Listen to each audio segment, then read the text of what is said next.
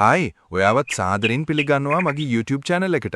අද නම ඔයාලට කියලා දෙන්න යන්නේ මොනර කුඩුම්බිය ශාකයක් ගැන. පිපුණු මල් මොනරෙක්ගේ හිස මත තියෙන සිකාව මගේ පේන හින්දා මේ පැලාටියතු මොනර කුඩුම්බිය කියනවා. ඒ වගේම මගුල් කුඩුම්බවන්න, වතුපලා, කොබේ කොළ, දුටු සපුටු වගේ නම් වලිනුත් මේක හඳුන්වනවා. මොනර කුඩුම්බිය සෙන්ටිමීටර් 30 විතර උසට වැඩෙන පොඩි පැලාටියක්. සිලින්ඩරාකාර කන්දේ පොඩි බූවක තියෙනවා. කොළ රවුම් වගේ හැඩයි පැත්තකට එකක් ගානේ පිහිටනවා. කොළයක් දිග සෙන්ටිමීටර් 5ක්, පළල සෙන්ටිමීටර් 2ක් විතර වෙනවා. කොළවල අයින පොඩ්ඩක් කැඩිච්චි වගේ. මල් නිල් නැත්තම් සුදු පාටයි.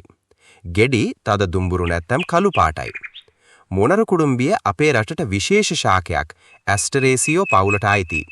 උණ, පාණ්ඩු, තුවාල, ගල්, සෙංගමාලය, පණුරෝග වගේ ලෙඩවලට මොනර කුඩුම්බිය සම්පූර්ණ පැලේම ඇට සහ මල් වෙන වෙනම පාවිච්චි කරනවා.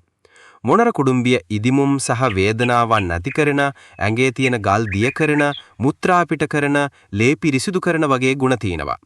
දැන් කරන පරීක්ෂණ වලින් තහවුරු වෙලා තියෙනවා මොනර කුඩුම්බිය මිනිසුන්ගේ ප්‍රතිශක්තිය වැඩි කරන ඖෂධීය ගුණ රසක් තියෙන ශාකයක් විදිහට.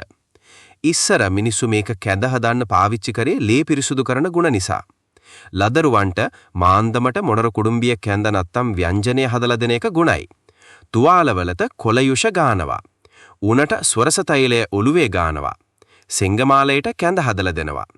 මේ යුෂ ගෑවහම අලුහම් නැතිව යනවා.